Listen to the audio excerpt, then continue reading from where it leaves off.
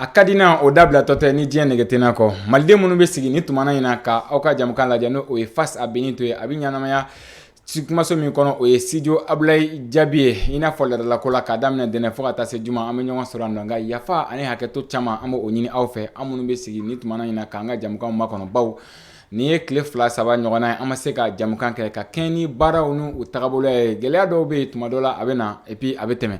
ka aw fo ka aw waleɲuman dɔn aw ka danaya la i n'a fɔ ladalako la an bɛ deli ka wele bila maa minnu ma o ye maaw ye maa minnu bɛ yen n'u hakili juru cannen don n'u bɛ faamuyali kɛ ko camanw na ka se ka wele u kana ɲɛfɔli kɛ an ye Maliko fo ka taa se diɲɛ jamanaw ale ni Mali tiɲɛw u bɛ kɛ cogo di fo ka taa se jamana wɛrɛ koɲɛw ma an ka tɔnɔ bɛ sɔrɔ a la cogo di an ka babu ninnu bɛ bolo o de kan maa min bɛ an bolo kɔrɔ bi ale tɛ maa dogolen ni plateau in sanfɛ n yɛrɛ den don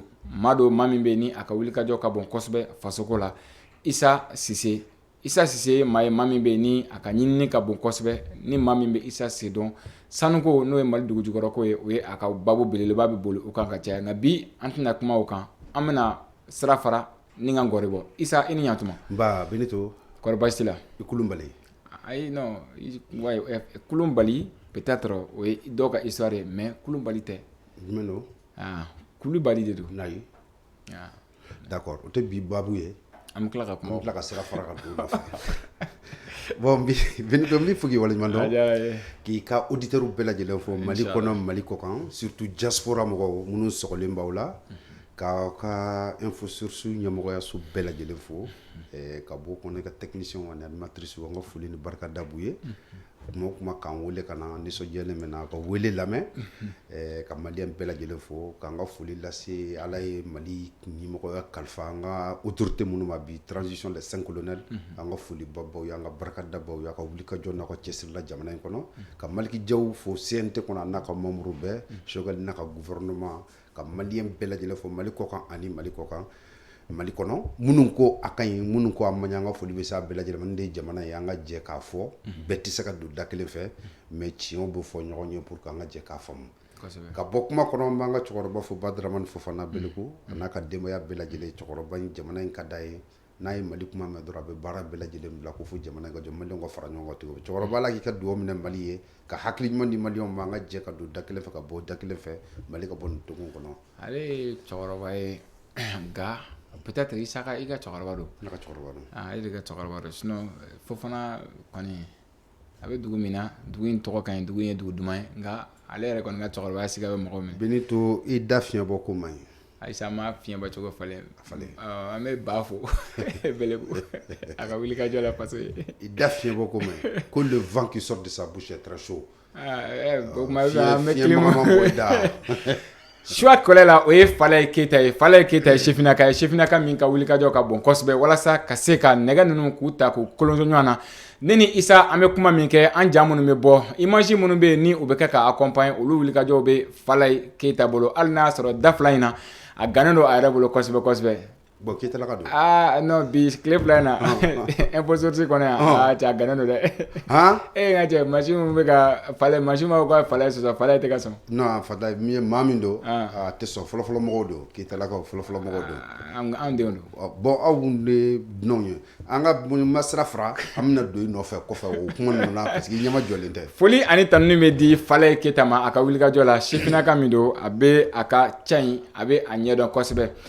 bi Falaye Keita a bɛ fɔ ko tuma dɔw la maa dɔw bɛ yen ko u kɛɲɛkɛw don u b'a fɔ ko kɛɲɛkɛw don k'u bɔra kɛnɛma ko kɛnɛmamɔgɔw dɛsɛlen la n'i y'a kɛtɔla ye bɛɛ i b'a sɔrɔ faso de dɛsɛli la fɔlɔ n'o tɛ i tɛ kɛnɛmana sɔrɔ jango olu ka i juguya minɛ an bɛ don babu min kɔnɔ bi o de ye fɔlɔ Mali ɲɛmaw u ye wele bila maa minnu bɛ yen n'u kɛlen don ka marifa ta wali kelen u b'a la ka hakɛ dɔ ɲini ni o ye sema ye ko u kana an kana sigi ka fɔ kɛ walasa bɛn ani kelenya u bɛ se ka don an ni ɲɔgɔn cɛ cogoya min na u y'u murukurun dagoya ko baw olu b'a la ka fa ko sigikafɔ ko olu dati don o kuma na o kɔfɛ an bɛna ka na an da don min na o kɔfɛ o ye transition fanga a bɛ da fila in na mouvement dɔw bɔra k'a fɔ ko an b'an ka taa kalafili la ko comment on appelle k'an ka taa kalafili la ko parce que k'o de ye hɛrɛ ye an ma est-ce que bi kalafili ye hɛrɛ ye an ma wali kelen kalafili tɛ hɛrɛ ye an ma an bɛna an da don la an tɛmɛtɔ la an bɛ don Gabon bɛɛ lajɛlen b'a dɔn k'a fɔ fanga jaso o kɛra Gabon dɔw ko ko fanga fila de jɛnna ka jaso ɲɔgɔn fɛ dɔw ko ko fanga kelen don dɔw yɛrɛ fana ko ka mankan ci fan bɛɛ fɛ ko ka bruit kɛ ko de ka ɲi ko ka bruit kɛ dɔrɔn. Tout à fait. An bɛna ka na ni babu ninnu de walawala aw ye maa min bɛ an jukɔrɔma don an ka jamukan na ale ye Jus Fruity de Jus Fruity ye Jaabi distribution maaw ka produit ye produit min don boisson min don ale tɛ jus gazi t'a la foyi t'a la a mindala ka di a bɛ maa hakili lafiya ka kaba minɛ ka yeguru bila tuma dɔ la i ka bolo kan ni ka yɔrɔ janfɛn ye Jus Fruity de b'a kɛ maanifin na a ye aw min ta kɛ min boisson kɛ Jus Fruity ye walasa si ni kɛnɛya ani hakili lafiya o ka se ka kɛ aw ka baara ye o de kama n bɛ kelen di n denkɛni ma bawo ale hakili tuma dɔ la bɛ to ka balancer ale ka kelen min Isa lahalaw bɛ cogo di cɛ kun kɛra tile 2 ye i tun taara fan jumɛn fɛ parce que e ye i bɛ taa sanuko ni ɲɛɲini tɛ n taa yɔrɔ fɔ e cɛ in filɛ nin ye i da ka fiɲɛ e ye mɔgɔ ye k'i taa yɔrɔ bɛɛ fɔ n nana n bɛ yan aya bisimila voilà n taa yɔrɔ kuma o t'a ni ɲɔgɔn cɛ Isa bi wulikajɔ caman bɛ ka kɛ fanga farancɛ fanga maaw olu ye weleli kɛ parti politique la k'a fɔ ko fanga ko ni a y'a sɔrɔ an bɛ se ka fanga mɔnɔbɔ o kɔfɛ maa caman ko non ko fanga tɛ se ka mɔnɔbɔ ko u ka dansigi kɛ a la ten nka halisa peut-être a bɛ ye k'a fɔ fanga mɔnɔbɔli o de bɛ tiyo kɔnɔ ka munumunu mouvement dɔw bɛ olu ko non k'olu bolo ko an kan ka taa kalafili de la ko ka da kan ko n'an ka ma mɔnɔbɔ ko enjeu camanba de b'a la est-ce que bi n'an k'an bɛ fanga in ka mɔnɔbɔ ko kura kalo 3 wali kalo 18 an tɛ bi an dan na bawo maa dan y'i dan ye Benito dan tɛ maa la koyi ni dɛsɛra wagati min de y'i dan ye sinon dan foyi tɛ adamaden na n'i ye dan y'i la ça veut dire que hakilina t'i la i tun ye ko daminɛ hakɛ dɔ kama mais n'i ye ko daminɛ ni ɲɛtaga ye ko kɔ b'u la i bɛ fɛ ka gun ka sɔrɔ dan t'o tigi la mɔgɔ la an b'o dɛmɛ de fo ka s'o dan na dan tɛ transition na transition kan ka mɔnɔbɔ a kan ka mɔnɔbɔ sababu jumɛn fɛ n b'olu d'i ma Benito ko 2 don Afrique bɛ taabolo dɔ kan sisan processus dɔ wulilen bɛ ka Afrique magɛn n'o bɛ ka magɛn n'an k'an b'an ka ko dansigi bi ça veut dire que Afrique ka taa ɲɛ o man di anw yɛrɛ ye an bɛ fɛ ka o de dansira la o tɛ kɛ yan an bɛ fɛ Afrique bɛ ka bɔ bolo minnu kan pour que u ka se ka taa n'o ye maa kura dɔw nalen bɛ ka fɛɛrɛ dɔw sɔrɔ Afrique politique la k'a gun Benito ne bɛna fɛn dɔ de f'i ɲɛna fo Africains ka faamu politique foyi tɛ Afrique kɔnɔ politique de soumission de bɛ Afrique kɔnɔ o politique nation min ye politique min dilannen bɛ France ka hakilina kama ka se ka Afrique k'a ta ye n y'o de f'i ɲɛna n ko tant qu'il y a le précaré français installé en Afrique fo ka diɲɛ wele Afrique tɛ kɛ foyi ye le précaré français a été adopté depuis la veille des indépendances o sigira ka Afrique ma ɲɛmaw ta k'olu bila France ka danaya bɛ minnu kan minnu bɛ se ka Afrique marabolo kɛ France ka jɛkulu ye fo Africains k'a faamu k'a fɔ ko l'Afrique est fait uniquement pour la France donc o précaré bɛ ka détruire n'o bɛ ka détruire ni politiciens ko bɛ taa ça veut dire que politiciens bɛ fɛ de France ka mɔnɔbɔ min b'an ka jamana kɔ ka taa maa si tɛ Mali kɔnɔ bi ko sɔrɔsiw y'u jɔ jɔyɔrɔ min na bi k'i tun bɛ se ka Mali bila o kɛnɛ kan n'o tun bɛ se ka kɛ i bɛ ka san 10 o tun bɛ misali bɔ hadamadenw ye ka Mali bɔ nin kɔnɔ a tɛ se ka kɛ Ibrahim Boubacar Keïta tun bɛ Mali nin fɛ maliyɛn don dusu min tun b'a la depuis an ye indépendance démocratie sigira hakilina min tun bɛ Ibrahim Boubacar Keïta la Mali ko la a tun t'a si la il avait l'amour du pays mais mun y'a dɛsɛ ni politicien kelenw de don u y'a janfa y'a kɛnɛ kan a ka parti y'a janfa y'a kɛnɛ kan donc an tɛ se ka to kɔnɔ ni Ala y'a kɛ ni kɔɔri wɛrɛw nana étranger qui n'appartiennent pas au système qui gère l'Afrique moi je pense qu'an ka temps d'olu ma au grand bonheur du peuple malien Mali politicien ka lafiya kɛnɛ olu de ye nin ye o tuma na an tɛ se k'a to aujourd'hui les hommes politiques sont face à la population Benito de tiɲɛ wa an t'a to fanga in ka yɛlɛma politiciens ka hakilina ka peuple to yan bi alors que an bɛ diɲɛ kalama sa an bɛ diɲɛ fɛn bolo dɔn donc Afrique bɛ ka taa an y'a ye k'a fɔ sɔrɔsiw bɛ ka fanga ta yan solution min bɛ Afrique la ka se ka mɔnɔbɔ bi k'a sigi il faut impérativement des solutions militaires France min bɛ yakubaya la an fɛ yen démocratie ma France kɛ France ye koyi pouvoir militaire de y'a sigi de Gaulle tun ye sɔrɔsi de ye a y'a sigi ka Afrique bɛn cogo ni France ka sɔrɔ ni fɛnw kɛ wagati minnu na ka se k'olu amplier ka se ka fanga don France miliciens la u ye fanga bila ka di civils ma il est grand temps que les Africains se taisent un tout petit peu ni wagati in ka kɛ maintenant ni i ko fanga in bɛ se ka mɔnɔbɔ a bɛ mɔnɔbɔ ni kan jumɛn mais kan wɛrɛ b'a la an bɛ kan min kan bi o de bɛ k'a mɔnɔbɔ parce que n'i y'o de fɔ n'i ko k'i b'a mɔnɔbɔ ni nin kan ye est-ce que nin bɛ tiɲɛ ça tient ça tient très bien Comment? Eh bien,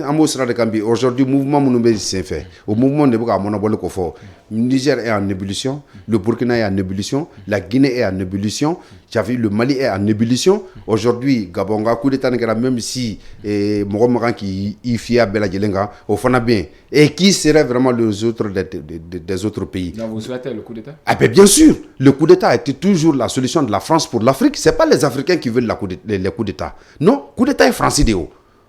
Coup d'État est français de Benito Mbeka Mifie. Tant qu'on me sait pas qu'il y a France, coup d'État quand on a coup d'État faut que l'Afrique on a français te min kofe. Vous accusez la France. Hein? Avec français de la Kodjougou. Mais français de dos. Maintenant il y a droit de l'indépendance en nos jours. L'Afrique a perdu 23 chefs d'État. A bela jele menena français ka coup d'État au de fait. A bé français de a bé perpétré. A bé. Ah, mon wala ka France, mon wala ka français kelabi. Coup d'État que la mon wala ka français kelabi. Non, fait coup d'État que la fait ka français kele. Benito au chite France ka coup d'État au borlu yera là. Afrique kono masake o masake na shi soro ka se fanga la billahi tu es avec la France. Si tu n'as pas la France à Biboué, gagne Thomas Sankara Boy. Blaise. À l'appui de qui? Blaise. Et les autres militaires burkinabés. Non. Non. Non. Non. C'est la France dominant. François Mitterrand, Kato Balole, Nani, Thomas Sankara, Kumana, dépôt d'eau. La vie de Thomas Sankara a été scellée. Viens au fait Boigny. Où est Ferra Bella Djelenga Blaise corrompu pour arrêter Thomas Sankara. D'accord. Maintenant, Nico Bifanga Monobobi, est-ce que la communauté internationale ou elle est en pour Timor, Kassé, en communauté régionale, ou l'autre n'a pas qu'en antiganga l'aide d'afa. Issa, l'aide d'afa Balia Fana, est-ce que oui, Fangado Sinzimbere, parce que chez Folo Ayake à Monobora, chez Flana Ayake à Monobora, jusqu'à ce qu'avec la troisième position avec un Ninisam, est-ce que l'aide d'afa Balia Fana Tina John Anna, Issa? Et l'aide de Fabalia, madame, on a, là-bas, on a Francis, en 2012, comme na Mali, demain, Mali, Bela Djele récupéré. En sera qui dans le canton de Yama, l'aide de Fa.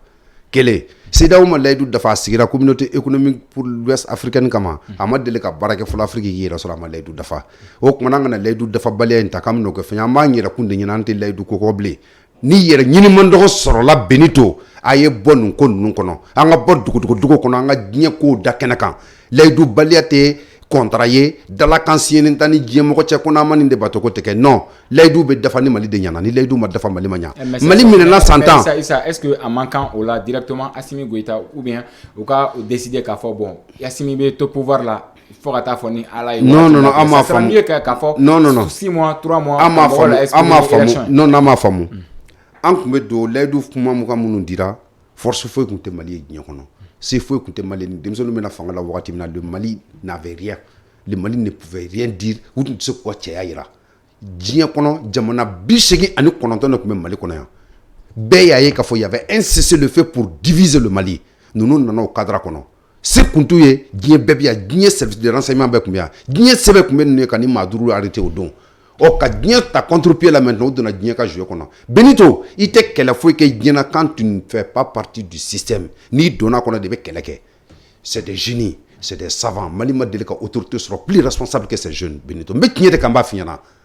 Ils ont joué le jeu de la communauté internationale. Pour faire piéger, se douter de tous les matériels nécessaires maintenant, ka sɔrɔ kan bɔ kan yɛrɛ yira. Voilà avec etene. Bamananw b'a fɔ kɔnɔ ko sadeni b'i dogo yana ka kɔgɔ. Ou dogo yanu ka kɔgɔ ou kɔgɔlen min bɛ jamana ɲɛ u b'o kɛnɛ de kan bi. Ce sont eux qui sont à la tête des affaires. Docteur Sogel ko kala mayiga ko ko akakan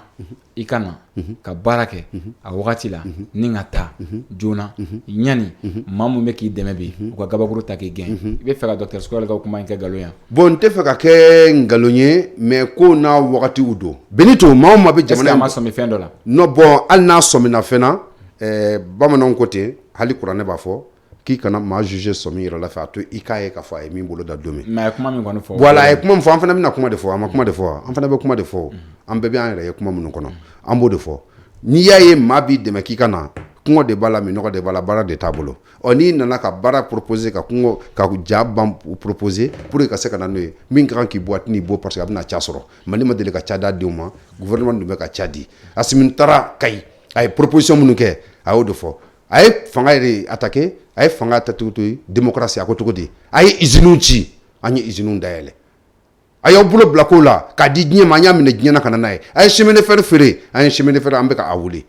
ay usine ci anyo filature do CMDT anya ka antai I koma bna barake ya famia nunu mena ken na donc ay proposition farouke katla kanana ka maban doni de kerala akol la yini famba mena ke o boni ferebe ka sorola ka ke mali kono programme de la kana mali kono mali be sika senteka kono démocratie mo ba don le programme d'austérité mali ka fantin na ka senga kan la nogo a papier de la 84 87 ka proposé Moussa Traoré ya ayiban ou ya tika ko c'est un dictateur atrala Moussa Traoré ka CMDT toya Moussa de CMDT initié en 1974 mais démocratie n'a pas fait rewa. Et pourtant, le Mali était actionnaire principal de la CMDT, avec 60%. Mais la démocratie n'a qu'à privatiser, qu'à bouer. Mali a pourcentage que la mouille. Mali corséné n'a qu'à tout dire. Mali corséné n'a qu'à tout dire. En fait, de quoi on a bien nié, corséné n'a pas donné à borata parce que la démocratie est assez syndicat. Mais nous n'avons qu'à filer ou rénover, qu'à ce qu'on a. Oui, comment texte nous fait bien. En fait, qu'à baraka qu'on a une proposition bekake. Moi, je pense qu'on doit donner le temps. Autant pour que Adam Adem se gâte. Mali politique, c'est Mali bongono parce que c'était la Banque mondiale qui finançait le Mali, c'était l'FMI, c'était les organismes de Bretton Woods, les multinationales. Mais nous nous quand que amé ferñini jamana yarabi se ka yere ka service ton abotro di. Oh tu sais que mabe ka ke pourquoi be pressé uluma. Quel est flanan jumé? On te sait que ta élection là. Pourquoi on te sait que ta élection là qu'on a dimité do. Les 2/3 du Mali aujourd'hui est sous la menace terroriste. Mamimbe nibika jamana fait. Mamimbe nebika jamana kono den fait. Ebita élection du même kono comme masakebina nasigi c'est en 2013 né une fois France média nyana comme Mali na ta élection na ngonu ye France ka pama na ta élection na le président du sud ne serait jamais le président du nord sans ces autorités là ibeka santangono ibeka kunseki sentu kidal atseka doy bebi Mali militaire beka joka kaumina ka sigi pour que ka quiétude ni fait onati donnons le temps à l'armée malienne de mieux s'installer l'administration afin que vraiment c'est un référendum qui est 500. Ah bon? Référendum ni élection présidentielle du maire de Kagele. Oui, référendum élection présidentielle de Kagele. Comment? Merci beaucoup. Parce que la campagne m'est attaquée. Nos candidats. Non, écoute-moi bien, c'est pas pareil. C'est pas pareil. C'est un référendum la campagne qui est. Campagne qui est, mais c'est pas pareil. Mais la campagne fiée. Et référendum au État de campagne. Le oui ou non, allez au gérer avec toutes les mesures appropriées pour que ça soit. Les campagnes, elles sont individuelles. Ce moment-là, c'est maintenant nord konoy. Bela jilenyana. Asra ke tokodi. Ala yake atora ameneli gongongono. Non, le Mali a droit à protéger vraiment ses candidats. Ce sont nos responsables. C'est des intellectuels maliens. Privilégié bambolo ko kolashi ou betayoro mununa kaseka don ou beta dugumuno duguna donga pour ko kata ka femfu yabe fami kaminga. Mali élection bébé 2013 élection qui a bas campagne faut mague Mali nord kono. Non, ante bambaka chiskilin to andala pour aller à une élection. Mais vote kera hein? Vote kera bureau que vote kera kidal ali ni référendum ni normal bureau do sakajea ou même nan tatanaya. Mais on était obligé d'y aller. Référendum na vote kera kidal. À kera kidal mais à quel prix? Eji kotinge. À kera mais à quel prix? Ma joli srana pour que kasaka ta vote ke. Elle vote kera ke. Ça ni ko transition prolongée bi. Ah ouais. Jamana fle etamina. Gela mimbe. Ni jatemina ke. Courantike ante kuma kan c'est-à-dire au kera ça est de lana quoi en fait ka keni vichère mi kuma be ka fo ni tala kana sraka o mi yere be ka sura sube tan ni o mi bi kosbe ni o fana laje fan do fait ça y a un problème est-ce que en manquant bi anga élection que c'est-à-dire président do kana qui est démocratiquement élu alna kala sura su ni fait doy je ne sais pas mais au moment où ça ni anga fo ka transition prolongée anga sanction wara soro embargo wara soro est-ce que population mina se ka beteni folota u jora o koro mais est-ce que gela mi baby population mina se ka jo mais bindu ebe kuma population non la togodi e maj men be ka so non ne be kuma population parce que ne population kuma da do na me dan et sera kuma place là et ce qui to ya ka kuma segu na dugu keme fa be mi fo ne ba même segu na dugu keme ma be mi fo ne non madama doni me mi fie segu ti se ka représenter ka dugutugi ba fla ani akungan fin o be wulembe ki jobi ko transition mais au lieu de est-ce qu'ils sont légitimes? Ils sont légitimes. Pourquoi pas? Mais c'est où qu'on tu irais ou le tu irais mais nous taras nyono c'est où qu'on le tout donner mais parce que c'est où s'ajouter Benito ça c'est très facile non ça a été dit ici au lieu comment de ça a dowele kana mingo c'est où s'ajouter ka wele kana anaka jaka kuma c'est où beta réunion que c'est où dugukoloka o mama wuli folo ka tu jokene ka no ko c'est où s'ajoute ka flek kana ka te s'ajouter kɛrɛfɛ kuma de ka nɔgɔn ni hadamaden ma ni fɛn bɛɛ. Population bɛ se ka coup Issa avec des embargos. Quel embargo? Embargo minnu bɛ na ni an bɛ transition prolongée bi. Tout le monde sait bien que CEDEAO tɛ sɔn. CEDEAO bɛ gɛlɛya ta ka fara communauté internationale tɔw kan. Est-ce que a man kan bi Assimi Goïta k'a fɔ ko n ye candidat ye et puis an ka kala fili a ye n'a bɛ élu a ka élu. Benito an ma se o don ma Assimi bɛ kɛlɛ dɔ de kɔnɔ o kɛlɛ ma se ka s'a dan na a ka candidature ko a ka di anw ye k'a kɛ a dan ma fɔ mɔgɔ ye a ma fɔ maa ye a bɛ kɛ candidat ye a bɛ fasoko de la u nana ka faso stabiliser u nana ka jamana jɔ wa maa bɛɛ bɛ bi n'a y'a sɔrɔ ni ko wɛrɛ t'i kɔnɔ e b'a dɔn Mali bɛ yɔrɔ min na bi a tɛ se ka kɛ aujourd'hui jamana menacelen don diɲɛ maa bɛɛ bɛ jamana nin kɔnɔ yan bandiw bɛ yan nɔ u bɛ ka diɲɛlatigɛ fɛɛrɛ jugu bɛɛ lajɛlen tigɛ u bɛ se ka dankari nin koɲɛ ninnu na anw tɛ kɛrɛfɛ kuma la min na koyi on va discuter nous allons discuter argument sur argument mettre les points sur les i k'a yira mɔgɔninfinw na minnu b'a la ko élection c'est leur droit le plus absolu an minnu b'a tɛ c'est notre droit le plus absolu qu'ils viennent à un débat contradictoire Benito nin kuma in cɛman ye e ni ne cɛ a kun ka di ne ye i ka mɔgɔ de sigi ka plateau kan yan min ko élection bɛ kɛ ne n'o ka kuma parce que e journaliste de n'an y'a fɔ dɔrɔn i tɛna na yɔrɔ ye n bɛ don wo dɔ kɔnɔ i tɛna na ye a dɔ wele ka na a k'i sigi ko élection bɛ kɛ an b'a fɔ ko élection tɛ kɛ donc o de ka ɲi. Nous allons à un débat contradictoire Benito. Kasi ka kuma ka mena min fi ɲɛna aujourd'hui Mali bɛ yɔrɔ min na bi bɛɛ lajɛlen b'a dɔn CEDEAO ka pression fu in ça a été CEDEAO vraiment des chefs d'État et non CEDEAO de la population africaine. C'est le même CEDEAO des chefs d'État. Non. A ma sigi o kan o de kosɔn an bɛ k'o de tiɲɛ yɔrɔ ɲini Mali bɛ taa kɛlɛ min kɛ Burkina bɛ k'u tɛgɛ di ɲɔgɔn ma bi comment diminuer la pression de la CEDEAO. Ka se ka na ni o ye n'o sera ka kɛ il n'y aura pas de problème à ce que ninnu k'u jɔ k'u bɛna embargo kan ou bien autre chose non Benito bɛna min f'i ɲɛna Kiba ye san 60 de kɛ embargo kɔnɔ aujourd'hui les Kibains ils vivent bien Benito diɲɛlatigɛ jamana si tɛ jɔ diɲɛ kɔnɔ ni sɛgɛn ni ɲani tɛ France ye ɲani min sɔrɔ est ce que an y'o ɲɔgɔnna si kɛ pour que ka taa Amérique ye ɲani min sɔrɔ an y'o sɔrɔ diɲɛ jamana si tɛ kɛ hɛrɛ ye diɲɛ kɔnɔ ni ɲani ma kɛ Allemands kelen wulila ka diɲɛ bɛɛ minɛ Irisiw taara k'u minɛ u y'u minɛ san joli de 1948 fo ka n'a bila 91 la Allemagne bɛ degun kɔnɔ a ye Allemagne bali Allemagne la bi son première puissance européenne économique européenne a y'a jɔ an ka dɔmɛ sɛgɛn ni a tɛna n'an bagabaga maa si tɛna n'an don da fɛ bi an ka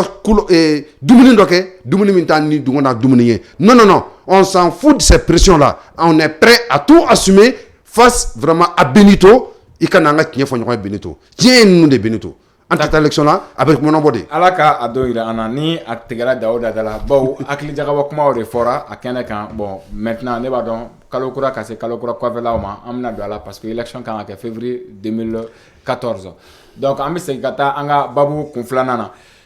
Issa Cissé an ɲɛ b'a la k'a fɔ colonel Ismaël Wage le 5 colonel. Tout à fait. A ye wele bila maa minnu bɛ yen ni marifatigiw don. Mama fɔ ten tɔ sema coordination mouvement de Lazawat ko u kana segin ka fɔ la u ka se ka kuma bɛn kan a ma fɔ u kana kuma accord kan u kana kuma bɛn bɛ se ka sabati ɲɔgɔn na cohésion ka se ka national ka se ka na bɛɛ ka se ka mais u y'u murukurun dagoya nali la ko ka d'a kan ko olu b'a la ka kɛlɛ armée fɛ kɔrɔn fɛ ko u b'olu wele Bamakɔ sigi ka fɔ la k'olu tɛna est-ce que u kun man kan tɛ ka na ni sigi ka fɔ in na walasa ka se ka kuma ou bien e bolo tun man kan na de. Benito fili bɛ ka kuma la dɔɔni n b'a tile min ye notre excellence Wage Ismaël Wage an b'a fɔ ka waleɲuman dɔ ka hakili ɲuman na a m'u wele ayi a m'u wele olu de ye weleli kɛ k'u pɛrɛlen bɛ ka na i t'a de kungo k'a ta kɛ Ismaël Wage ko tɔ ma ayi n'u ye weleli kɛ an k'u lamɛn. Bi o dun bɛ ka ban olu bɛ se ka weleli kɛ cogo di. Voilà mais o ma weleli kɛ kunkarida bɛɛ lajɛlen ye yan nɔ wagati min na armée ye ultimatum di ko ni marifa ma bila. Issa ni yɔrɔ in tilen ka ɲa. n b'a na tilen wagati min na Assimi ye ultimatum di ko ni maa ma marifa bila nin date in kama ko l'armée va à la reconquête. Seulement kɔnɔ division joli bɔra la maa joli y'i diviser ka bɔ a kɔnɔ olu de ko a ma kɔsa fɛn kelen na k'i demande à ce que u ka n'a table yɔrɔ la ko Bamakɔ bannen bɛ k'u lamɛn o gɛlɛya kɔnɔ ka n'a kɛ komi autorité bannen bɛ u juguya de b'u la an bɛ kɛ tantɔ Ismaël Wage ko tɔw ma non n'u ye nin fɔ tantɔ an k'u lamɛn anw de fɔlɔ tun y'u wele k'u tɛ na mais maintenant ils commencent à découvrir les réalités ils disent qu'ils veulent bon an kana banba kan an ka to an n'u ka jɛ an ka sigi ka kuma n'an k'a ma ko porte ouverte nana a kɔnɔ n'aw tilala ka na ko jɛgɛ den ka bon ni duga den non an tulu la on n'a pas ce temps fɛn dɔ de b'a kɔnɔ Benito i m'a faamu fɔlɔ la Mali kelen k'u wele c'est l'État malien qui finançait avec me warduma pour l'accord, la résolution qu'a fait la du frère Boulo. Wati mino yu basim ya betike. Warte bo mali kono kata wa mali kunga kuma te bo kata chez Roshi. Ou kamana gano kono. Mais mali kelen ku wele nous est erreur que ku bangana pour eux la MINUSMA est là, la France est là ku jedi mali MINUSMA gagner mi maintenant ou jigi commencer la katike. Mais nous tout nano kono, c'était l'État malien qui pouvait faire des propositions. Mais maintenant il pense maintenant Mali ouverture mi nous nana 6 ans. Ah bon, on nana wele la main monde do Mali tuna engagement ta o le bina foka kerata o roni timia dronde do nous me fait kana accord ka Mali ka proposition ku ka fendo ke wodo ko so ba coûter son comme Mali non mindo o le woleli ke kangana on est ouvert au dialogue on veut que vraiment anga sigi anga kuma abseka ke to amina sans contrepartie binido nde kuma nye nous nana kena ka 6 ans c'est sans contrepartie abe marfa de bla merci abe marfa de bla sous quelle forme avec abana au drone de dos mais nous me fait kana malika fo compensation que ay marfa bla amba don tamba non c'est sans condition ou be marfa bla no fika plateau ka ngata nous ma bla fo itese ka kidali soro ni marfa te nous yera ko ku ko dugukolo soro ni kelede kele de ba tu ba bla armée du imbe to mina bi on te se katani mina ban nous sangana négociation ko la binuto c'est impensable c'est inimaginable o tsaka keo soit ou babla berma mina 6 ans ambe duguto be minati wa ces gens là ils vont céder impérativement parce que ni Mali tente ke ni jamana shika Amérique sans tangue ka Ben Laden pour ça c'est kata fa fo Pakistan France willa ka hadama de Muhammad tra marfata ko jamana ka ta be fa les Corses ou mina na we marfata les Belges qui en Espagne ni yiban di jamana cité son o kuma na do ko sanga mango élection ti saka jamana ngona parce que ni dongono mugo tudu Mali ka Benito on va pas à une négociation pour faire le Mali soit tu es malien soit tu n'es pas malien donc on peut dire que l'accord quand même au min kelen c'est sur le fait que 2014 ka fara accord d'Alger kan ni communauté internationale ku au garin et algérien no ka dav ka fara to kan l'accord ni a compromis peu accord côté blé. Ah bon? C'est sur le fait côté blé.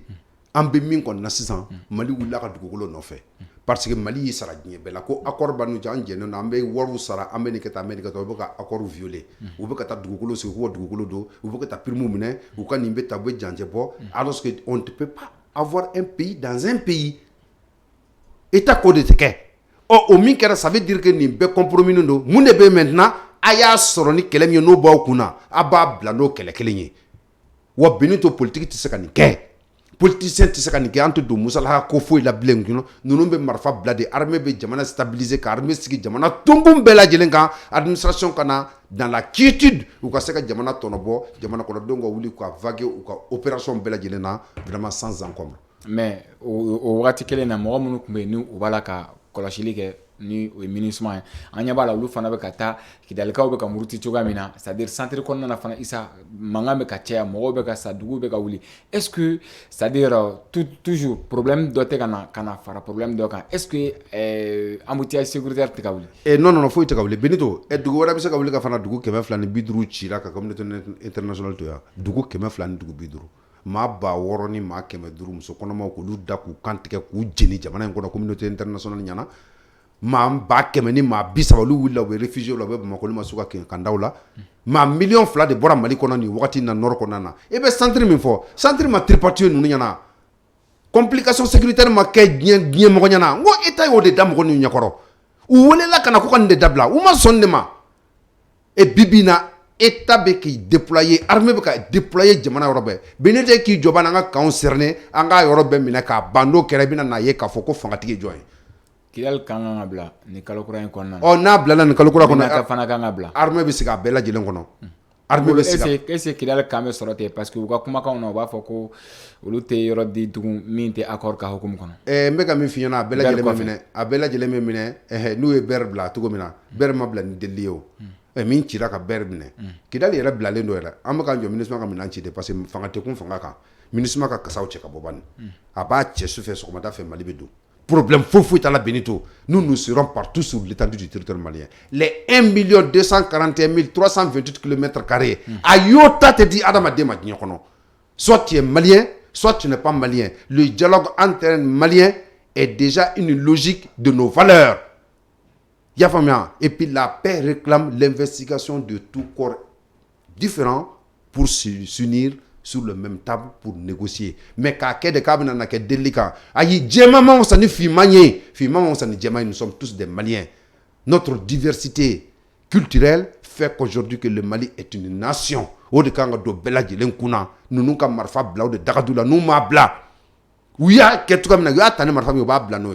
en ce moment, être conduit comme prisonnier de guerre. À l'issue de ça, comment? Non, État ka communiqué là, terroriste de bala ka fa. Mais c'est moi qui be couler comme fa côté do ina ka fa ko non état bala ko lu kele état bala ko lu kele. Mais pourtant état be communiqué mi ke onolu te ñoy yere. D'accord. Mina mi fiñana. Toko de bala ka fale wa ou bien non toko te ka fale ou be ka sera ko do ni ou bamba ko do ko fe. Sema sigira kuma ñme binito. Sema. Mali kele ko John Folo. C'était le MNLA. Et qui fut le père fondateur du MNLA? Yad Agali est l'un des pères fondateurs du MNLA. Le même Yad Agali. Le même Yad Agali. Quel est? Yad Agali est venu lorsque le MNLA a pris les armes contre l'armée malienne. Ou Bolé Libikana. Yad Agali est venu avec Akmi. D'autres formes de djihadisme. Ce sont eux qui ont pourchassé le MNLA. Ou nana Malini Francis Djerakani Nunkelaka djihadisme kele. Entre guillemets, les Yagagali, Omar Ben Mokhtar et autres, Koulou Kelekabo et Moudjao et autres, Koulou Kele. Et c'est la France qui a ramené le MNLA encore à sa place initiale. Et alors que Yagagali Kounya Chikaboui, Kousiga Nona. En France, quelqu'un qui a restauré Kananaï maintenant, la France s'est vu qu'ils sont toujours des menaces eux, où Yagagali Wele. Anti-trop qu'on doit là, mais former la SEMA. Coordination des mouvements de l'Azawad. Et les Yaga Agali, en tant que terroristes, en tant que djihadistes, se retrouvent encore dans la SEMA. Ah bon? Ben, c'est le frère de Yaga Agali qui est le président du MNL, de la SEMA. Donc maintenant, tu es considéré comme les mêmes éléments. Les djihadistes qui sont là aujourd'hui, si la SEMA ne se retire pas de ce processus du mouvement de l'Azawad, ils sont tous considérés comme des djihadistes. Un djihadiste, c'est qui? C'est quelqu'un qui terrorise la population, c'est quelqu'un qui terrorise, qui prend l'arme contre son propre pays. Mais est-ce que accord de Tega Yamaria dit peut-être étamment? Accord timblé ça, accord non, pas ça, mais c'est accord non, accord B, accord sur le coco à la wale intelligemment peut-être ni be sega ko mais accord ko ka mo ko ka marfa bla réinsertion ga kla ka ke c'est-à-dire ko ka marfa ni fon bla ka faranyon kan ko cantonnement ke après mu me sega domina ko ka ke depuis accord sina 2014 2015 fobi o bara masega ke je viens maintenant au bara mi masega ke ma chama bala ka fo ko accord est mis prévoit na manya ko o masega marfa be fin bolo ko be jati na fo bamagati terroriste mais o ti jakwa de o minere kono o jakwa de et ça est-ce que o bala ka kala o minere kono mais o bara ina est-ce que état de madesa ko ke non ma desa ka ke état teo si état en nga kanflado nous me marfa bolo kuma fora ko benganga abe marfa blo abe réinsérer au kuma ka nogon na ma marfa bla ka réinsertion ke état ne va pas me mettre des pressions pour ka OK or de kungango bla déjà que compromis ou nana voix de la ka fait OK il faut laisser les armes venir vraiment à cette table de négociation ils n'ont pas voulu oui moneke on a tabela jelena oui Mali scindé en deux ku yere ka administration créé yere ku yere ka fem bela jelen créé yere ou ka drapeau ou ka passeport ou ka fem bolemba kama mais Benito oye moye mo be négocier ni mamunu ya mais ambe ñu o ko so ngo politique manga na ni ku ni phase na ko ngono une élection au Mali équivaut à l'échec et à la perte de nos territoires. Voilà pourquoi cette transition mérite d'être prolongée, Benito. Amenez quelqu'un, il y a fait un journaliste, amenez quelqu'un qu'on discute sur ces valeurs-là. C'est pas vrai. Nous avons des documents appropriés pour ça. Comment ces structures ont été plafonnés et mettre vraiment sous tutelle pour gérer notre pays. Nta Kalambi, Atiki Blakana, il va dire non. Non, c'est pas vrai, Benito. C'est pas vrai. La SEMA gère vraiment le côté du djihadisme au nord du Mali. Ils ne peuvent pas se scinder aux terroristes. Ils ne peuvent pas se scinder aux djihadistes aujourd'hui. Parce que les djihadistes réunis équivaut vraiment, sont dans le mouvement de la coordination de l'Azawad. Est-ce que au tien bala? Mais Akmite, Moujaote, ils sont tous vraiment dans ce processus-là. Mais est-ce que c'est ma kono? CSP et ainsi de suite. C'est-à-dire, est-ce que Djadisi ou B ou Erasoro Kulu sa coordination mouvement Azawad ou rebelle de Mouné Marfata Mali Mounou Djanaka Gafé signé ou de Nyonche ou Marfa Bla ou de Balaka Jamana Clan Gokma c'est vrai, mais est-ce que terroriste ou Issa Benito Menami Fiana, un terroriste, c'est quelqu'un qui prend l'arme contre son pays. C'est quelqu'un qui prend l'arme pour terroriser. Ces gens-là, là, c'est ma question. Mais les gens peuvent rebeller quand même. Non. Mais regarde, aujourd'hui, les mouvements panafricains qui sont là aujourd'hui, on peut dire que vraiment c'est des révoltes. Mais les mains libres. Et réclamer ses droits, les mains libres. Mais prendre l'arme pour son propre pays, c'est une autre chose, Benito. C'est là le problème. Ou quoi, Marfa Bla, pour dire non, même moi, de Nord, moi, Kidan, on est en administration, on manga impôt mené, on manga taxe mené, c'est un état dans un état. Benito akana nukuma numulu kumeleka sa akana nika sumuni ye kan numulu pour aka nenta sa. Ayi nintu anga girem bisika jiboban. Mais est-ce que vous traitez fana comme terroriste ou djihadiste? Est-ce que oti sega gelea nanti? Est-ce que vous ben savati an nyonte vu que un ben malien? Mais moi ma kuma fokoe, on t'a dit que un djihadiste ou bien un terroriste, c'est quelqu'un qui prend l'arme contre son pays. On ne peut pas prendre l'arme pour mener une rébellion. Quand tu prends l'arme pour mener une rébellion, c'est un civil qui n'est pas dans l'armée régulière qui prend l'arme pour défendre vraiment. Noko Benito, ambet sakanikaya. Kitakaw sakanikaya.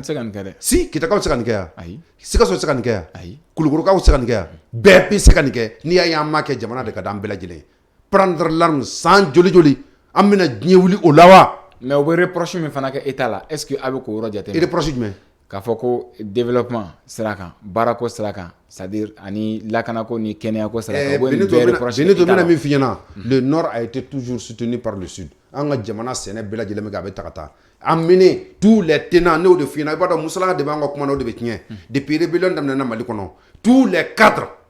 Tamasek au Mali a bɛɛ ka na projet foyi ma kɛ Mali kɔnɔ n'a nafolo n'a fɛnw ma d'u ma est-ce que u y'a bɔ a bɔ sira fɛ donc projet réinsertion Mali kono Mali réinsertion da Tamaseko kan a ma kɛ corsier Mali kono. Moi j'étais fonctionnaire, j'ai travaillé avec des jeunes Tamasek qui ne savaient ni lire ni écrire. Mali outa ku do baraw la ka fonction duma mais u bitla ka déserter armée kono u ye jalabaw sɔrɔ u bitla ka déserter u bitla ka fara ɲɔgɔn kan tuguni ka jamana muruti parce que kuma de b'u kunna e bɛ ka développement ma y'a faamuya an bɛ se ka développer cogo di Mali après l'indépendance quelles ressources le Mali avait pour semer le développement de son pays? À Bomi, la Banque mondiale, l'Union européenne, la France, l'FMI, les organismes de prêt. Alors que tout point de développement, leur financement est contre.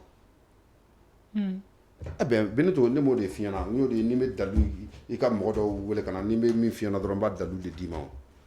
Ça k'a fɔ ko olu ka nafolo tɛ don développement sira fɛ o kuma olu ka nafolo bɛ kɛ ka mun kɛ ni a ma ɲɛ k'a fɔ k'olu bɛ nafolo di jamana ma. La cour a dit. Ah. A dira kun na o y'a fɔ de. A dira kun na. Ah o fana Malien a ye vidéo a y'a partager kosɛbɛ a ka commentaire caya a ka like caya Issa bɛ ka kuma mun fɔ nin nafolo bɛ se ka bɔ cogo di Banque mondiale bolo bɛ FMI bolo bɛ France bolo ka d'i ma ka tila ka f'i ye k'a tɛ kɛ ka développement kɛ. A tɛ kɛ ka kɛ mais mun yɛrɛ b'a fɔ. Ka marifa d'i ma k'i ka ci yɛrɛ la. O de don a kɛra ten de mais an ka jamana ɲɛmɔgɔ m'a fɔ a ɲɛna yan ko wari minnu bɛ d'aw ma u bɛ tila ka tunkara da y'a kana don a la jɔ n bɛna n b'a document de ɲini n muɲu dɔn dɔrɔn n b'a document ɲini k'a d'i ma sisan i bɛna n'a faamu tout de suite.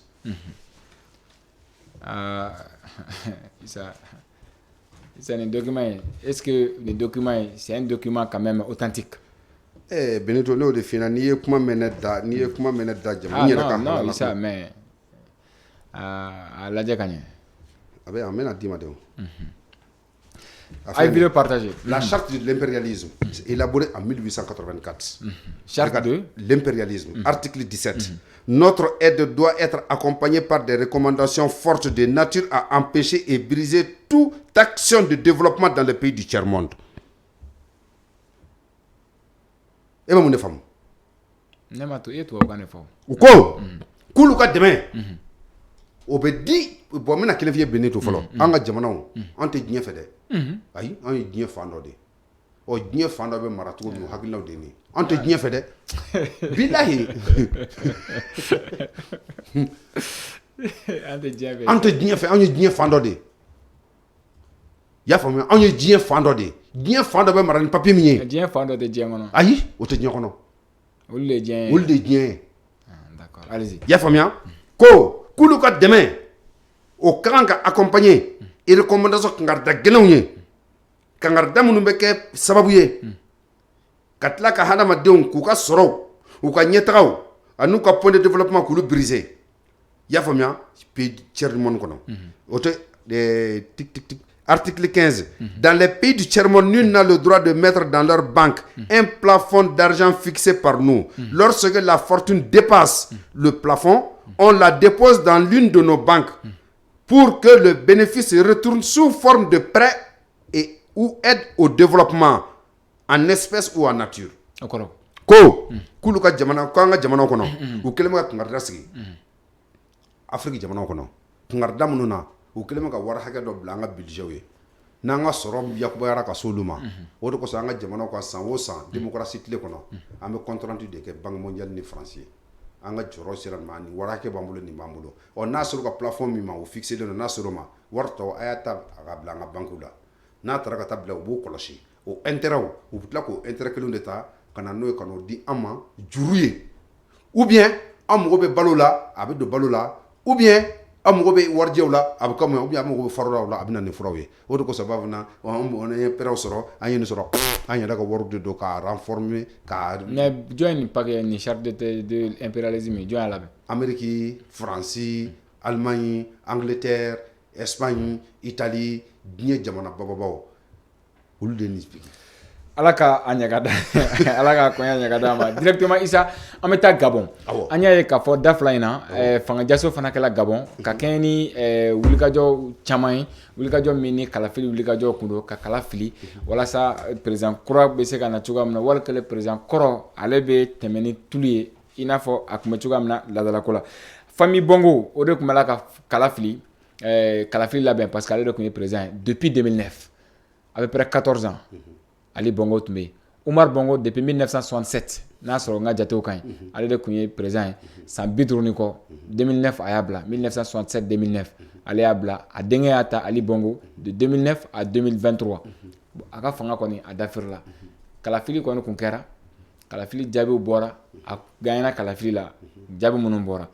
nka sɔrɔsiw nana ka na fanga ta u ye fanga ta u ye jalaki caman bin a kan i ye coup d'état in yɛrɛ i y'a ye cogoya jumɛn na n'i ye coup d'état in ye i b'a ta volet fila kɔnɔ sɔrɔsiw kɔnɔ fanga la ka na nin kɛ i b'a ye volet fɔlɔ kɔnɔ ka fɔ ko Gabon tun bɛ bolo min kan hakilina kuraw nana ka Gabon bɔ o kɔnɔ i yɛrɛ da ko fɔlɔ ko Ali Bongo fa Umar Bongo depuis 67 a bɛ fanga la Ali Bongo n'a y'a sɔrɔ ni jamana bɛ yen bi min kɛlen bɛ ka France Afrique implanté France bolo fo y'a faamuya Gabon de don Umar Bongo ye phrase kelen pe dɔrɔn de fɔ la France sans l'Afrique est un camion sans frein l'Afrique sans la France est un véhicule vraiment sans carburant o phrase kelen dɔrɔn kama France y'a ka danaya ta ka taa n'a ye Umar Bongo bɛ sa don min na France masakɛ saba de ye ɲɔgɔn sɔrɔ a kɛnɛ kan Jacques Chirac fɛngɛ Jacques Chirac Nicolas Sarkozy François Hollande masakɛ saba parce que le Gabon est une plaque tournante pour la politique française en Afrique o b'a yirala k'a fɔ ko France ɲɛ n'a tulo de Gabon ye France k'i sigi coup d'état ka kɛ o de kosɔn n y'a f'i ɲɛna n'i bɛ se ka coup d'état in ta en suspense k'a ye k'a fɔ ko France ka politique kura don n'a sɔrɔ ni Gabon bɛ France bolo hali sa ka bolo kan ko Ali Bongo tun b'u ka affaire kɛ diɲɛ kɔnɔ coup d'état tɛ kɛ u bɛ fɛɛrɛ bɛɛ kɛ k'a tiɲɛ mais n'i y'a ye u jɛnna n'a ye coup d'état ka kɛ i bɛna ye k'a fɔ ko France ka politique jugu de b'a kɔrɔ Benito ne bɛ fɛn minnu f'i ye géopolitique internationale kɔnɔ dɔnniya dɔ de banna an b'an appuyer fɛn minnu kan k'a fɔ ni kan kuma tɛ ni France b'a dɔn ko Gabon b'a ka rôle kelen n'a bolo diɲɛ don o don coup d'état tɛ kɛ ne bɛ fɛ k'a fɔ ko Gabon peut-être ni France u bɛ ka dérouter de ou bien non u tɛ ka dérouter France ɲɛ b'a la k'a fɔ merci France ɲɛ b'a la k'a fɔ coup d'état bɛna na kɛ ni sɔrɔsi minnu ye olu bɛna ka jate kɛ ka tɛmɛ Umar Bongo kan parce que France ni dalen bɛ ko dɔ kan bi o jumɛn Afrique masakɛya n'a y'a sɔrɔ a t'a sɔrɔ civil bolo i bɛna n'a ye de n bɛna segin n'i ye kɔfɛ dɔɔni en Égypte Mohamed Morsi a été démocratiquement élu coup d'état kɛra la militaire fɛ qui soutient cette coup d'état c'est la France sɔrɔsiw bɛ fanga la ye bi na u ka marché Égypte marché bɛɛ lajɛlen bɛ San France fɛ u ka fɛn bɛɛ lajɛlen b'u bolo on le soutient n'a y'a sɔrɔ ni militaire bɛ na u ka d'a ye u ka hakilinaw kan bi o bɛ se ka na ni o ye pour que ka se ka maa caman bɛ ka jalaki bi cɛn yɛrɛ kan a nabali k'a fɔ ko maa dɔ maa min bɛ yen ni a bɛ ye ko a ka fɛn camanba de bɛ Faransi ni kɔfɛ jamanaw mais ne m'o de ɲɛf'i ɲɛna parce que a bɛ système kɔnɔ depuis Ali Bongo fa la ne m'o de f'i ɲɛna il fait l'affaire ils ont confiance en lui ils veulent maintenant k'a ka affaire ta u b'a dɛmɛ u b'u ɲɛtigɛ i b'a dɔn la France sacrifie toujours i y'a faamuya ses prétendants ses marionnettes o de kosɔn n ye papier min kalan a b'a kɔnɔ olu ka fanga bɛ tɛmɛ i ka jɛ n'a ye a ka kɛ ni ko y'i sɔrɔ an b'i dɛmɛ ni e min bɛ k'u dɛmɛ n'i ma taa n'a ye Ali Bongo ne faisait plus l'affaire de la France a ma Gabon bɔ fɛngɛ na ka taa don dollar la donc tu as vu il faisait pas le jeu de la France donc maintenant tun bɛ k'i munumunu n'u ye déjà comme i bɛ munumunu na ɲɛ i bɛ ka taa Afrique dun bɛ ka bin e bɛ sira min kan n'e binna k'e to kan ça veut dire que Afrique tɔ bɛna basculer n'o don maintenant an b'an ka mɔgɔ munugumanakalen dɔ ɲini o ka kɛ tenutigi ye komi tenutigiw bɛ ka na fanga la o ka na ka na influence kɛ ninnu kan ka na n'o ye non an bɔra ninnu kɔnɔ n'u ye jeu d'enfant de ye n'u ye jeu vidéo de ye ko an bɔra ninnu kɔnɔ Afrique évoluera nka u ye jasoli caman kɛra u ye ja fila kɛ ɲɔgɔn fɛ n'i ye jateminɛ kɛ k'a lajɛ fanga d'Afrique in kɛlen yɛrɛ u ye communiqué tugu la k'a fɔ min kɛra général division kɛla maa ɲɛma ye u bɛna ka na u ka comité gérer ani transition yɛrɛ gérer mais u ye Ali Bongo denkɛ u y'o minɛ fo ka taa se comment on appelle directeur adjoint min fana tun bɛ yen Ali Bongo ka directeur denkɛ ka directeur adjoint Ali Bongo ka directeur adjoint a président u y'o fana minɛ fo ka taa se porte parole ma min tun bɛ présidence porte parole u y'o fana minɛ ka taa se directeur caman wɛrɛw ma u ye minnu minɛ fo ka taa se parti yɛrɛ ɲɛmaa dɔw ma u ye ninnu bɛɛ lajɛlen minɛ ko trahison président ka ceinture ladegeli est-ce que ninnu bɛ ka na le kulonkɛ la Isa ninnu bɛ nale est-ce que u bɛ ka nale kulonkɛ la non mais ninnu o diyagoya de o ka kɛ o Mali kɔnɔ yan nɔ coup d'état kɛlen maintenant tous ceux qui étaient proches au pouvoir sɔmi kɛr'u la plainte donn'u kama o bɛɛ bɛ minɛ o ye wajibu de ye ni coup d'état kɛra olu bɛ kɛ i y'a faamuya et ça c'est indéniable i mana Ali Bongo minɛ i bɛ se k'a den to yen cogo di non c'est indéniable a bɛ se ka kɛ il est dans le monde des affaires Karimu tun tɛ affaire la Mali kɔnɔ yan bon ne Ali denkɛ den b'o la o minɛli o wajibi de présidence kɔnɔ porte parole o da bɛ fangako la a bɛ fɛn dɔw kalama Mali kɔnɔ yan Mali tɛ k'a ka autorité dɔw interpeller a dɔw tɛ ka minɛ yan donc ni yuruguyurugu ninnu fɔra olu ye wajibu de olu bɛ kɛ c'est toujours montrer que France coupure k'a ni ninnu ni ɲɔgɔn cɛ ils veulent plus leurs affaires a y'a gérer cogo min ka d'aw ye on vous soutient non olu tɛ se ka marcher bilen Afrique kɔnɔ yan ninnu ye wajibu de ye mais f'u ka bila u kunna k'a fɔ ko vent kura dɔ de wulilen bɛ Afrique kɔnɔ a tɛ maa si to yen Benito CEDEAO ko bɛ ban Afrique kɔnɔ ninnu bɛ ban ni organisme bɛ ban tiɲɛ kura kɔnɔ an b'olu de kɔnɔ an bɛ fɛn kuraw de kɔnɔ bi évolution kuraw de kɔnɔ a diyara anw ye a ma diya anw ye nin wagati sera nin ko bɛ kɛ Benito coup d'état kɔnɔna la maa caman fɛ CEAE ni o ye u ka communauté an ka CEDEAO bɛ yan cogoya min na olu fana ka fɛngɛ bɛ yen u ye coup d'état kɔnɔna Emmanuel Macron Faransi a ka gouvernement ka porte parole o ye coup d'état kɔnɔna mais maa caman ye k'a fɔ ko retour à l'ordre constitutionnel ko o kuma ma fɔ Faransikaw fɛ ne y'o de f'i ye komi ne bɛ na n da sumaya Faransi kuma na i fɛ i ko kuma ko ne bɛ Faransi accuser ne y'o de f'i ye tripartite foyi tɛ kɛ Afrique kɔnɔ ni Faransi tɛ min na 80% et 100% des terres ouest africaines appartiennent à la France. Il a 32%. O France ka dugukolo ye. Foyi tɛ k'o kɔnɔ ɲina ni France ɲɛ t'o la. Foyi tɛ k'o kɔnɔ France y'a ka jamana ɲɛmɔgɔ sigi o kama. France y'a ka teriw sigi o kama. Ali Bongo o fa y'a si kɛ a bɛ ka diɲɛ ko bɛ kɛ France ye. Ale de tun ye France ka ɲɛbila ye jamana in kɔnɔ yan. O denkɛ n'i ye France ye k'i sen bɔ senna kɔnɔ il fait plus son affaire. Il fait plus son affaire France da de bɛ na te waati ordre constitutionnel ko kuma fɔ yen bi a t'a fɔ yen sini o de kosɔn France b'a yɛrɛ maloko de kɛ diɲɛ don o don terikɛ a b'a maloko de kɛ don Idriss Déby denkɛ coup d'état de y'a sɔrɔ a tɛ yan Alassane Ouattara coup d'état constitutionnel kɛ yen fɛ a y'a fana ko rappel à l'ordre constitutionnel la non c'est pas vrai a ye bɔ ninnu kɔnɔ Benito mais n'i ye jateminɛ kɛ maa caman ye a yira k'a fɔ diɲɛ dɔnnikɛla minnu kumana coup d'état ko in na u ye u bolo sigi fɛn ba fila kan c'est à dire sɔrɔsi ninnu u ye kalafili annulé ko olu bolo o tun man kan tɛ ka kalafili annulé vu que corruption parce que Ali Bongo ye comment on appelle, réseaux sociaux tigɛ a ye télé français dɔw gɛn France 24 RFI ainsi de suite a y'olu bɛɛ gɛn c'est-à-dire ka tila ka réseaux sociaux fana tigɛ ko u kun kan ka jate kura de bɔ kalafili min kɛra ka jate bɔ ni a y'a sɔrɔ opposition de gagnera ka fanga segin opposition ma ka u sen bɔ a ko la opposition ka tɛmɛ n'a ka fa ko nin cogoya in na ko c'est comme si u ye double coup d'état de kɛ u ye double coup d'état kɛ n b'o de ɲɛf'i ɲɛna u nakun t'o ye u nakun tɛ opposition in ka sigi u nakun tɛ jamana ɲɛnabɔli ye u nakun ye France ka hakilina de ye opposition in tɛ France ka jeu kɛ mais est-ce que c'est pas trop tôt non c'est pas trop tôt ça saute à l'œil kɛnɛkan ko de don n'a sɔrɔ tu nana ni jamana ko de ye kuma min fɔ o de ye tiɲɛ ye u tun ka yanni ka nin kɛ yanni ka élection annulée ni u b'o yanni k'o annuler non tout le monde a su que l'opposant a gagné Ali Bongo y imposé k'i sigi u ka cɛ sigi a sanga na dɔrɔn i b'i sigi fanga la nin ye tiɲɛlikɛla nin ye nin kɛ tan an b'a ka compte régler na i ka fanga la an bɛɛ y'a dɔn e de gagné na c'est aussi facile dɛrɛmɛ 10 tilali ka nɔgɔ mɔgɔ fila cɛ ko ye bɛɛ duuru mais ni kelen ka bɛ 8 ta a kuma de bɛ caya donc l'opposant ne fait pas l'affaire de la France voilà ces militaires là font l'affaire de la France a b'u dɛmɛ ka na fanga la cogo min na a b'i ɲɛ tugu u jalaki yɔrɔ bɛɛ lajɛlen kan ka n'u imposer pour lui et être un influent au sein vraiment de les jeunes militaires qui évoluent aujourd'hui pour le changement de l'Afrique au drone de dos. Il faut le prendre à la pincette. Nous définissons ni ko bina benito kuma analyse sababu fara ita ko mi demisani a kɛra kuma jumɛn a bɛ kuma jumɛn kɔnɔ kun jumɛn bɛ se ka sɔrɔ nin na benito n'i ka analyse boli nin ka dɔrɔn ko kun t'i jɛ an ye analyse ku ye an bɛ nin de ta dɔrɔn k'a kɛ Afrique bɛ évoluer min kɔnɔ il faut que la France ait un œil militaire aujourd'hui qui fait son jeu au cas nous cɛla vraiment pour avoir les donnes ale bɛ se ka sɔrɔ yɔrɔ sɔrɔ cogo min na ça ne marchera pas et pourtant a tun bɔra France a ma mɛn Emmanuel Macron Johnny a kun bɔra comment on appelle Gabon ma mɛn mais n ko y'o de f'i ɲɛna sa coup d'état tɛ kɛ diɲɛ jamana si kan ni France ɲɛmɔgɔ dɔ ma taa jamana kan n'ale bɔra wagati min na de u bɛ sɔrɔ ka cariw kɛ mɔgɔninfinw na a bɛ taa compte régler ka Issa n'i ye jateminɛ kɛ o France Emmanuel Macron kelen a bɔra a kuma na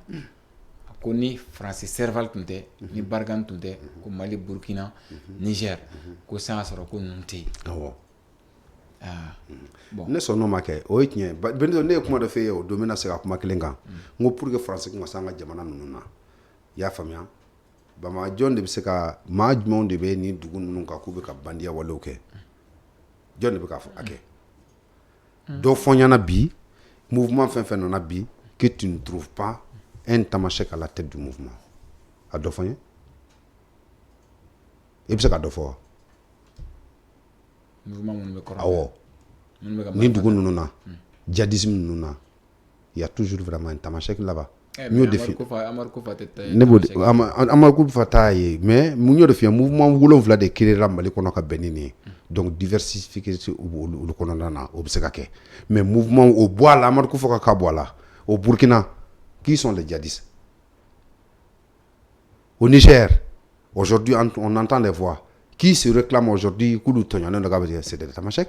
n y'o de f'i ɲɛna n ko France ye fɛɛrɛ min sɔrɔ les 1 500 000 habitants de Tamashek France y'u tila jamana 5 de ni ɲɔgɔn cɛ qui sont les yeux et l'œil de la France les 1 500 000 mènes à 10 600 la population Tamashek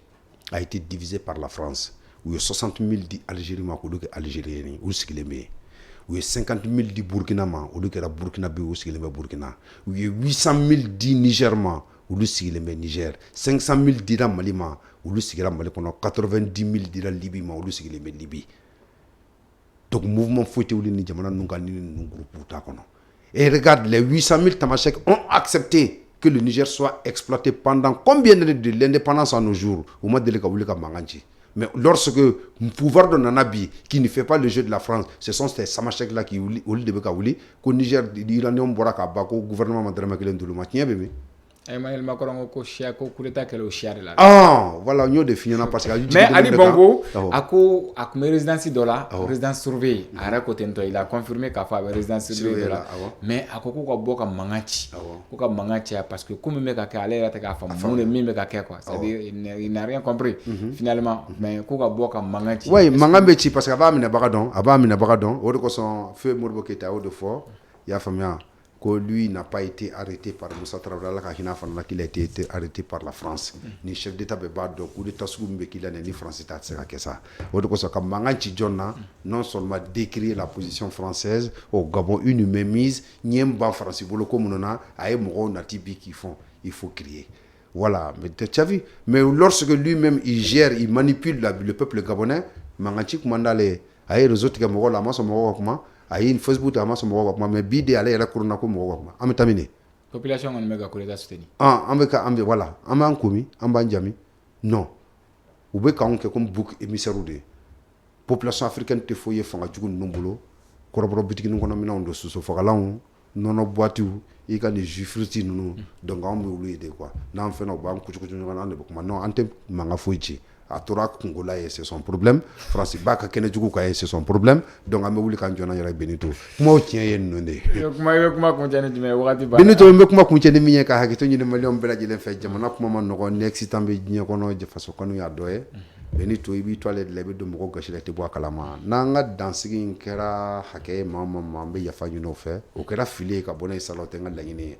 Benito jamana kadine mbe nye politique kalama nya nye skile men galum nga nya France li turutu mo na jamana kono o tsika nya ni makuma nga mando fo me o tenga lanyine ka fo ko me dande kar mo kola ka bokuma na ka nga chokoroba fo Badraman fo fana ne ka chokoroba ka fo beleku anaka dembe ya bela jilimbe ka fɔ maliyɛnw ɲɛna assalamu alaikum rahmatulahi ta'ala wa barakatuh. O de fana bɛ dansigi kɛ an ka bi babu la k'a fɔ bi an ni maa min tun bɛ ɲɔgɔn bolo Isa Sise don k'a yɛrɛ fo ka waleɲuman dɔn an mago mana jɔ a la tuma min na a bɛ wuli ka jɔ sabati walasa an ka se ka sigi ni ka babu an bɛ Isa an b'i fo i ka o disponibilité la. Maliyɛnw a ka di n'a kɔni bɛɛ b'a dɔn k'a fɔ o dabilatɔ tɛ fiyewu fɔ diɲɛ nege tɛ n'a kɔ ŋanakɔrɔ a laban o ye natigɛ yɔrɔ ye.